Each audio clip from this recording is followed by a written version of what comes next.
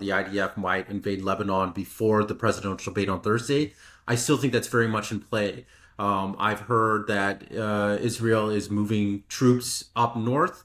And I heard a report. I don't know if this is true. I see things on Twitter. You can tell me. It says Israel allegedly told the United States about plans of using unprecedented weapons in the event of an all-out war with Hezbollah to get it resolved as quickly as possible. They, that's what I've been seeing and Mm. hearing. And what does Yeah. that mean? Is that a threat Yeah. of using nuclear weapons? Because, and when I think about it, it makes me think this makes sense. I think Israel knows that they have, if they're going to do this, they have to hit really hard, really fast, Uh-huh. to try to get the upper hand. Because, like we've gone over this, Hezbollah, they're not a pushover. This is not going to be something where that Yeah. will end well with Israel. And maybe Israel's thinking like, okay, well, we got to do this, so Right. we're doing it all. This is it. Yeah. What do you think? Well, I didn't hear that comment. I know I've heard people speculate that they might use a tactical nuclear weapon. I, you know, If they're, they do, what would yeah, happen? I have trouble believing they would do it at this point, but who knows? Yeah, it seems like they already have to be crazy, or at least have um, some kind of plan. Yeah, they intend to use force on a scale that we haven't seen before. If they really are intending to go into Lebanon, because everybody's predicting that this is going to be a mess, this is going to be a catastrophe for Israel. If they've convinced themselves that they somehow believe that it won't be, then maybe they are contemplating the use of. It's I Would they still find it hard to nuke believe. Beirut? Yeah, Could that? I still have trouble believing that. I mean, it I mean, just seems to me that what's the point that's of a a real nuke?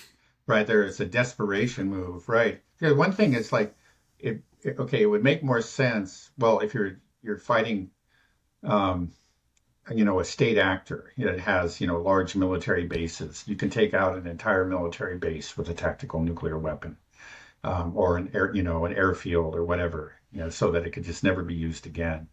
Um, so that it does have some sort of practical value in warfare when you're fighting a state actor. But I don't see what the practical value would be in fighting Hezbollah, which doesn't have any, large military bases. It's dispersed, it's underground in tunnels, throughout southern Lebanon. Um, I, yeah, I don't know. I don't know what they're intending. I really have no idea. I have no idea what's going to happen. Um, Okay, well, do you have any updates on just in terms of deployment of troops and forces? I've heard that the we're sending an aircraft carrier to the region right now. What are some concrete things, not speculation, that we right. see Israel doing in Okay, well, yeah, preparation well, for I this heard war? that, well, it's the Eisenhower, carrier Mm. task force was actually withdrawn from the Red Sea and was heading into the Eastern Mediterranean. And um, it's not clear if maybe, to actually in order to support Israel, if they go into Lebanon. That's certainly what some people are saying. Others are saying that it's actually going to head back to the U.S. We'll see. And then I know that I think the Eisenhower is being replaced by the Roosevelt task force that's just coming from farther east. So they're going to continue to have a presence in the Red Sea. Um, yeah, the I know that some number of governments have advised their citizens to leave Lebanon. So it's clear that there are a number of governments in the area do believe that war is imminent. Um, so it still looks like it's going to happen, but I don't know.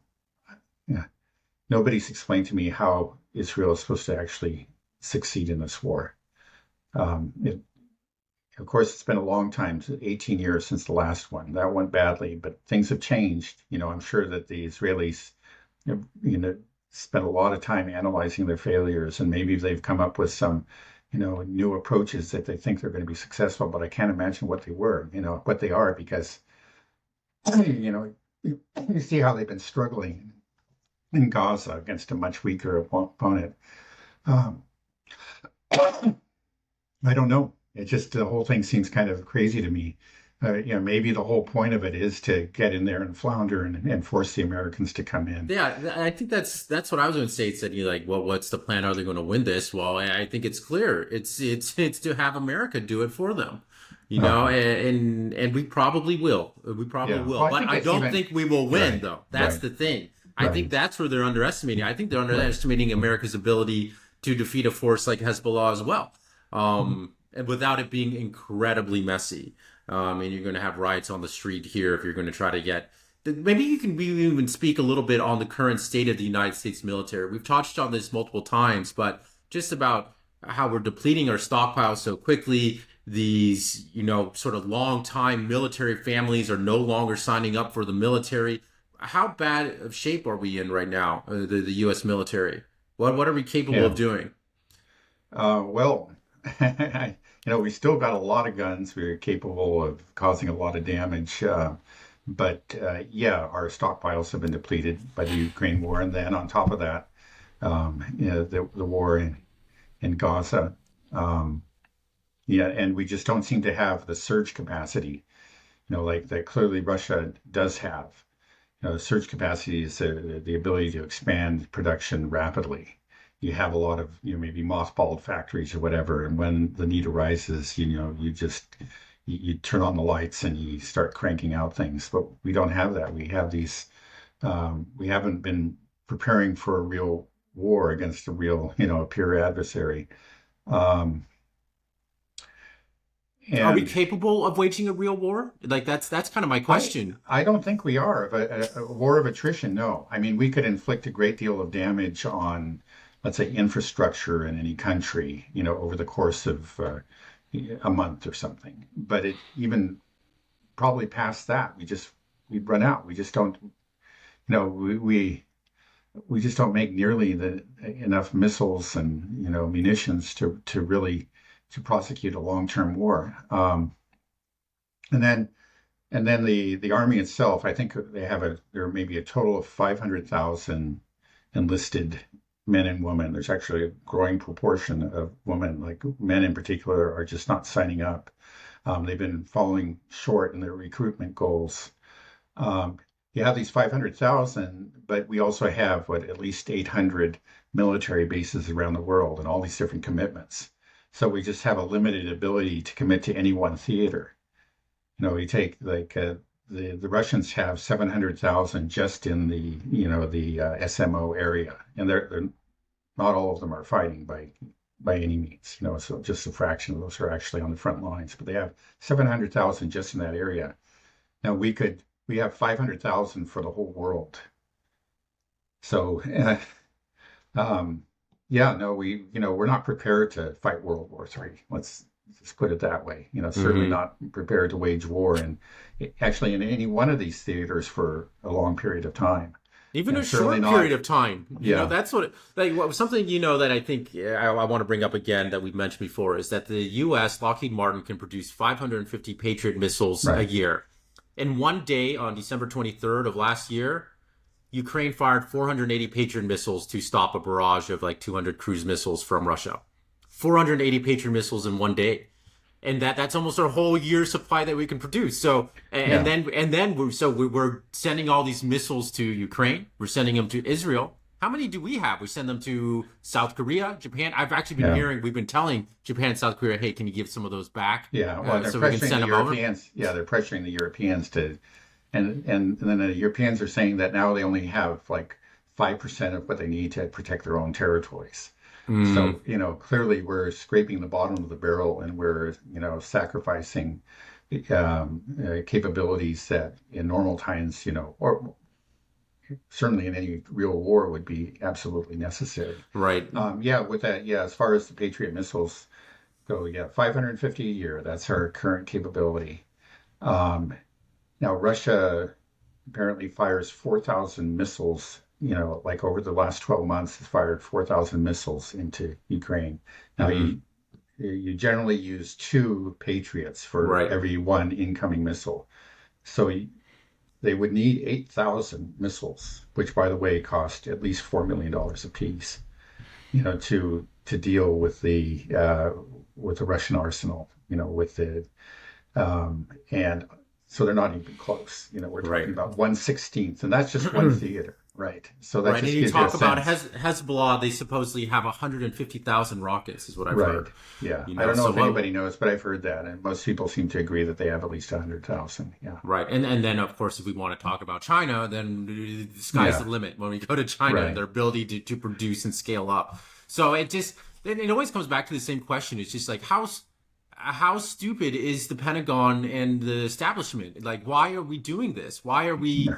provoking? We wouldn't last a week if World War III broke out. Yeah. And then all of a Right. sudden, you're not going to get enough men to sign up. You're not going to have enough munitions to even fight the war. You don't have any defensive measures anymore because you squandered them all over the world in Ukraine and Israel. So what's the calculation? Why are we doing this? Why is this Yeah. happening? Right. Well, I think, in the case of Israel, it seems clear that we don't want to be there. I mean, and we want this to end, or at least, the current administration does. They don't want it to expand. They did what they could to prevent it from escalating, between Israel and Iran. But so, that's one thing. They don't want to, and I think they probably are. uh, the majority of the realists are actually in the Pentagon because these are people whose job it is to understand equipment and balance of forces and all that. I think it's long been the case that actually the real ideologues are in the State Department. Just don't have any sense of what the nut and bolts problems are, and they just kind of assume that there's really no limits on American capabilities. But I think the Pentagon, or at least a number of a lot of people there do realize there are limits, and they are, um, they won't go openly against the civilian authorities, but they're probably telling them privately, hey, our abilities are limited. Um, yeah, the problem in the case of Israel is that we just can't say no to Netanyahu. We don't want this to happen, but we just think we can't say no. In the end, it's just the tail wagging the dog. And so this is something that clearly is not in our interest, but we're just going to go along with it because we don't ever want to be accused of not supporting Israel. And then I think in the case of Ukraine, there are a number of ideologues who just, anti-Russian fanatics that just let their hatred of Russia get the better of them and took us into this war that's in the end, it's going to strengthen Russia and weaken us. But they just can't get past their own hatred. Hmm.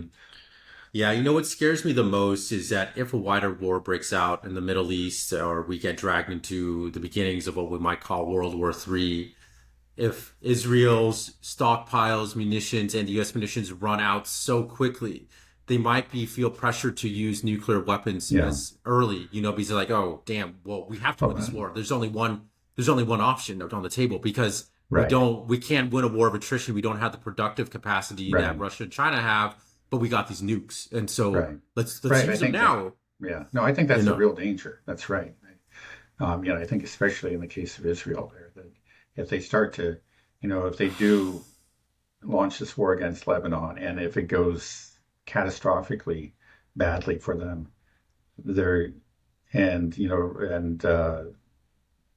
places like Tel Aviv and Haifa are severely damaged. Again, think about the reaction that the Israeli population had to the Hamas attack on October 7th. We're seeing the consequences of that. That's not quite a nuclear weapon, but it almost is. This would be, mm, like potentially 100 times that. And it may be that in the Israeli, the way of looking at things, this is the time to use them. We can't yeah. because our very existence is under threat, and so let's Right. push the button. Yeah, well, I mean that's why when I saw these rumors flying around Twitter, there might be complete bull crap, about Israel saying that they will use unprecedented weapons in the event of an Uh-huh. all-out war with Hezbollah. But but the thing is, why it scared me so much is that it made sense to me. Mhm. I could see that reasoning, just like we said, they feel like they have no option, and so they got to do this quick, and so it scared me.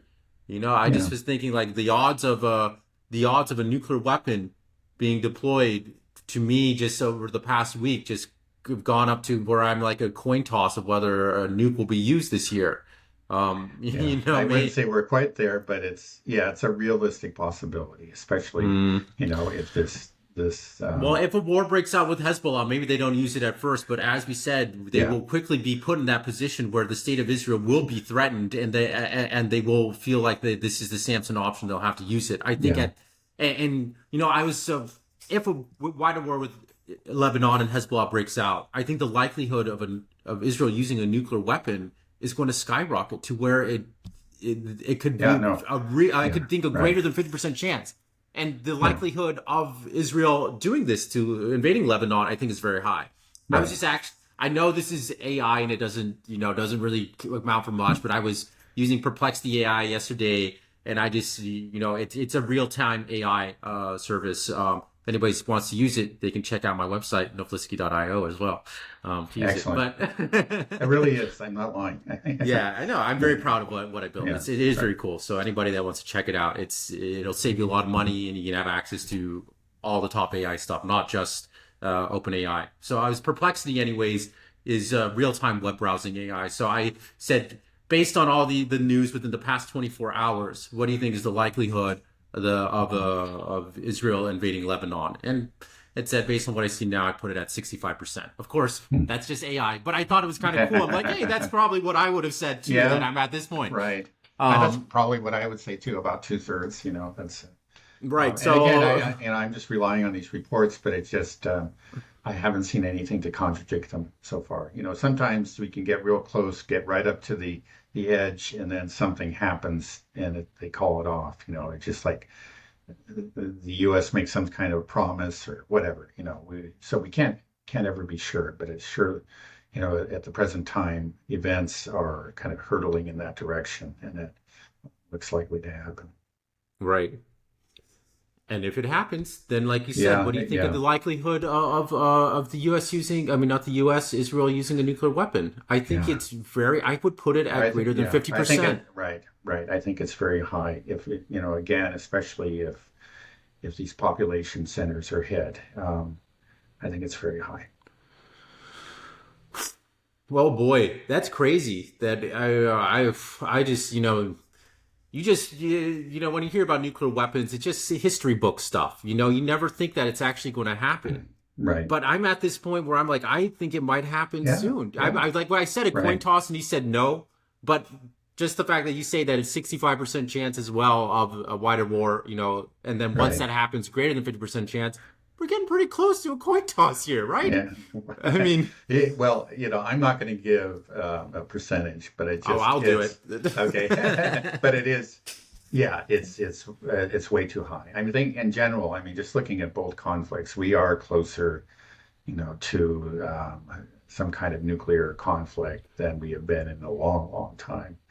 Probably since the Cuban Missile Crisis. Yeah, yeah, and yeah. Unfortunately, we just don't have. Back then, we actually had grown-ups in power that had who understood the realities. There were hotheads and people that really wanted to go for it. Um, Now, we have those people, but then we have just this sort of uh, what you can say, just sort of this apathy or just a general lack of seriousness within both the media and the political establishment. So you see all these statements like whenever Putin says, "Hey, this is serious. This could end up in nuclear war." It's not threatening, like I'm going to use nuclear weapons, but look, this is serious. We're a nuclear power. You're a nuclear power. We got to be careful. We can't escalate. It's just that the response is always Russian talking points. It's just not. In the old days, we didn't love the Soviet Union, but we just understood that, yeah, a conflict with them could lead to, global disaster, the end of humanity. So we just have to tread carefully and take things that they say seriously. And now, but Mm, it's like it's your duty if you're going to be part of the mainstream media in the West. It's your duty not to take things that Putin says seriously. right. That's just supposed to say, ha ha, you're supposed to sneer at him, you're supposed to deride whatever he says. And, that whole attitude is just very, makes the situation much more dangerous. It just kind of, um, yeah, I mean, you always had the hotheads, but then you had a lot of serious-minded people who, they were no fans of the Soviet system, but they understood what was at stake, and they at various times put the brakes on. People like John F. Kennedy and Richard Nixon. There's I'm not particularly big fan of either of them, but they had a very firm grip on reality, and they understood what was at stake, and they took Mm, steps that moved us away from the abyss. And I just don't see anybody like that in the West right now. right. Yeah, I mean, I feel like the situation in the Middle East is the scarier situation because, like Yeah. you said in the beginning, Putin is a very rational actor, and he's not a hothead. He's a cool cucumber, as you said. He's not somebody that's just going to get they're going to have an emotional response. He has to handle with the population of Russia having an emotional response to what's happening in Russia right now. And he's got to, monitor that. But he himself, I think, is not somebody that's just going to like, okay, we're going all out. However, the Israel and the U.S. are, especially Uh-huh. Israel. Yeah. Israel, Israel, I well, think, okay, yeah, there are people in Israel, I think, who would clearly welcome some kind of apocalyptic conflict. And I mean, they're not just a few guys out on the fringes. They're right there in Netanyahu's coalition. mm, And Netanyahu's the kind of guy who could go along with it too. yeah, no, it's there. And There's a real right, apocalyptic element that is right, strong in Israel. People need to right, understand that right. they believe that this is a holy war and that this is. I even see it in some of the comments of our videos that we do. We'll have a couple videos that will go out, and then you see a lot of these comments on saying like, this is God's purpose, this is God's plan. That evoking a greater power for the destruction of Gaza, West Bank, Hezbollah. It's scary, and so that's a very you can't reason with that type of thinking. Like Hmm. you can't really give a rational comment back and expect it to get through. So that's scary. If Israel does use a tactical nuclear weapon in Lebanon, what will happen? What's next? Tel Aviv, Haifa, wiped off the face of the earth Yeah, but by whom it would be, it would have, by Hezbollah itself. well, You yeah, use a right. tactical nuke, you're not getting Hezbollah. You might Yeah, destroy Beirut right. and kill a Well, million yeah, what, people. right. But Right. Yeah, well, that's true. I mean, that's, by conventional means, could wreak, from what I hear, if they indeed have the 150,000 missiles, a lot of them quite advanced, they could wreak terrible devastation on mhm. Tel People Aviv. from Yeah, Egypt and Jordan pour over right, the border. Like right. it's Yeah, all that's right. hell will break loose. That's true. Yeah, yeah. Iran And sending in drones. They've both shown they can strike right. Israel Yeah, that's already. right. That could be well, I don't know. It And could be they right can there. That I would think be just Israel could plunge the be whole region into into war, right. and it could very well be the end of Israel. The scary thing is that if Israel sees that its end is near, a lot of people are going to be flying out, even before it happens. They already are, right? They're leaving. But those who remain may say, okay, it's time to just send the nukes to all the targets that we have, designated on our maps. Um, Right. A lot of people will die. A lot of innocent people will yeah, die. But the end result will be that Israel will be destroyed. It will not exist anymore after this. I'm fairly certain of that. And even with US backing, it could happen so quickly that the US couldn't even do anything about it.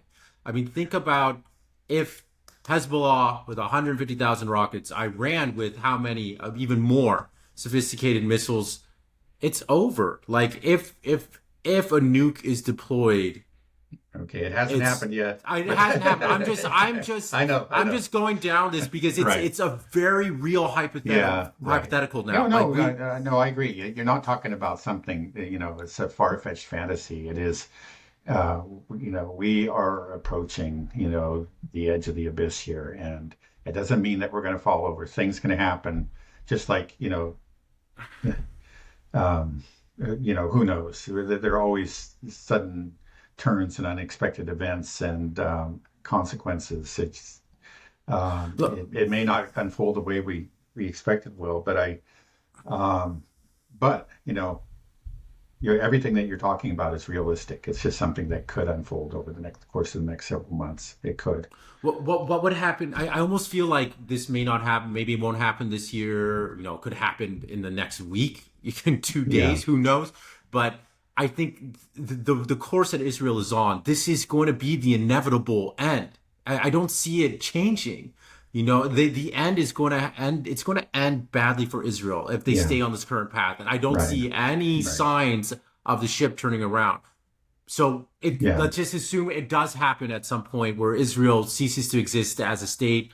Hopefully, with minimum civilian casualties, maybe people leave and the state just kind of collapses on itself, and we don't see cities getting destroyed. I don't want to see millions of dead Israelis. mhm, I don't want to see yeah, anybody die. right. And so like people that would want to say that I'm a Putin shill or a Palestinian Hamas supporting terrorist. It's not true. I just don't want anybody to die unnecessarily, and I Wow. hate to see all Yeah, this unnecessary destruction. yeah. No, no, But absolutely, absolutely no desire to see mass civilian casualties in Israel. Um, right. for their sake, and those are people. I think many of them, the great majority are terribly misguided. They're Hmm. probably in a lot of other ways in their lives are decent people, take care of their families, Yeah, whatever. and They're not so different from you and me. right. And just think, if I Right. was born in Israel, with that education, within that society, I'd like to think that I would be one of the dissidents and break free, but who knows? It's just these They're very few, they're right? right. They're it's just an unfortunate state, and and I sympathize with them as well.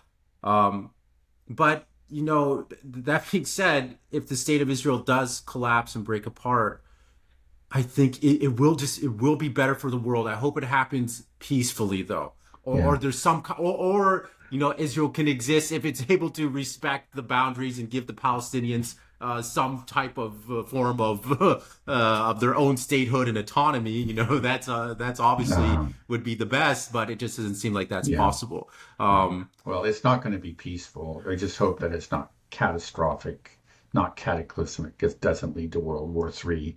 And Mhm. but it's But it's if I just was a can't. There's betting no way that man, it's going to be peaceful. But let's just hope for yeah, for the least possible, number of deaths right? Yeah, to attain that end. amen. Yeah, but if I was a betting man, I do not expect this to end peacefully in any way. I expect it to be more on the catastrophic side. Yeah. That's just Yeah. Well, I think so. that's reasonable. I guess I would say the same. Yeah, I do Mhm. say the same. Okay, I guess we can end it there. Let's Okay. just pray that we don't go nuclear ever, and Yeah. cooler heads do prevail. But it's getting scarier. I think this weekend things just ratcheted it up a Right. big notch on both Yeah. fronts. Well, yeah. Well, Um, that's again just an example of all the things that can go wrong. Um, like this attackums, who knows what they're actually were targeting. But when you do something like that, and you're sending missiles over a city, things like that can happen, right? mm, And well, things always crazy. go wrong in war. Oh, okay. All right. Well, at least we got Biden at the wheel, so we could Yeah, sleep sound. sleep soundly at night, right? Right. Okay. All right. Thanks a lot, Dad. We'll end it there. Okay. Bye bye. Right.